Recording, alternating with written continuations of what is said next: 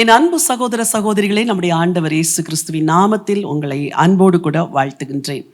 கர்த்தர் உங்களுக்காய் யுத்தம் செய்கிற தேவன். கர்த்தர் உங்களுக்கு விரோதமாய் வருகிற எல்லா ஆயுதத்தையும் வாய்க்காது போக பண்ணுகிற தேவன். இஸ்ரவேல் ஜனங்கள் பல வேளைகளில் தங்கள் எதிரிகளுக்கு விரோதமாய் யுத்தம் செய்யும் பொழுது இவர்கள் சிறிய வெள்ளாட்டு கிடை போலதான் இருந்தார்கள்.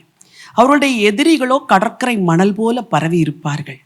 மனதில் என்ன நினைத்திருப்பார்கள்? இவ்வளோ பெரிய மக்களுக்கு விரோதமாய் நாம் எப்படி ஜெயம் எடுப்போம்? பல வேளைகளிலும் ஆண்டவர் தன் ஜனத்தை சிறு கூட்டமாய் வைத்து பெருங்கூட்டத்துக்கு விரோதமாய் அவர்களை புறப்பட பண்ணி அவர் கூட சென்று வெற்றியை கொடுத்திருக்கிறார். ஆகவே இந்த கர்த்தர் கூட வருகிறார் என்று தேவ ஜனங்கள் அறிந்து கொண்டால் அவர்கள் பயப்படவே மாட்டார்கள்.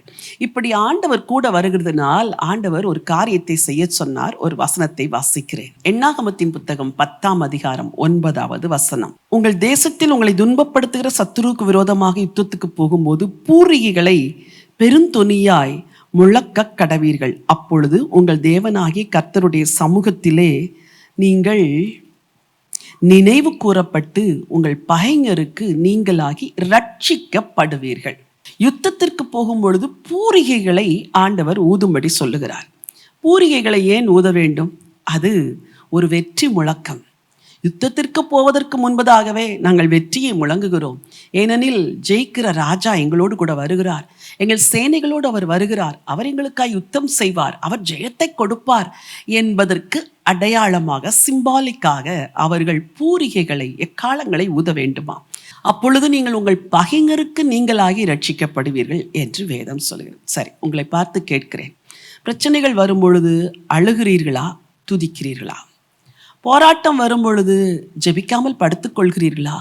கர்த்தாவே ஸ்தோத்திரம், கர்த்தாவே ஸ்தோத்திரம் என்று கர்த்தரை துதிக்கிறீர்களா? துதி ஒரு பெரிய ஆயுதம். Praise is a great weapon. நீங்கள் அந்த துதியின் ஆயுதத்தை பயன்படுத்தும் பொழுது சத்துருக்கள் வெட்டுண்டு விழுந்தார்கள் என்று யோசபாத்தை குறித்து பார்க்கிறோமே, அதே போல உங்களுக்கு விரோதமான ஆயுதங்கள் எல்லாம் வெட்டுண்டு விழுந்து போகும். துதி ஒரு பெரிய யுத்த ஆயுதம்.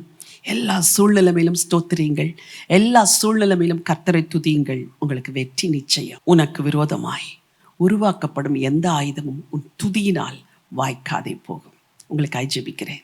பரலோகத்தின் தேவனே, நல்ல ஆண்டவரே, இந்த நல்ல நாளுக்காக நன்றியோடு உம்மை ஸ்தோத்திரிக்கிறப்பா. யுத்தத்திற்கு போகும் பொழுது பூரிகைகளை முழங்க சொன்னீர். பரலோகத்தில் நினைவு கூறப்பட்டு உங்கள் சத்துருக்களுக்கு நீங்களாக்கி ரட்சிக்கப்படுவீர்கள் என்று சொன்னீரப்பா. உங்களுக்கு நன்றி. பூமியில் முழங்குகிற இந்த சத்தம் பரலோக தேவனுடைய சன்னிதானத்தில் வருகிறதற்காய் நன்றி ஆண்டவரே. சிறியவர்களும் எளியவர்களுமாகி எங்களை நினைத்து எங்களுக்காக நிறுத்தம் செய்கிறீரே, அதற்காய் கூடான கொடி ஸ்தோத்திரம்.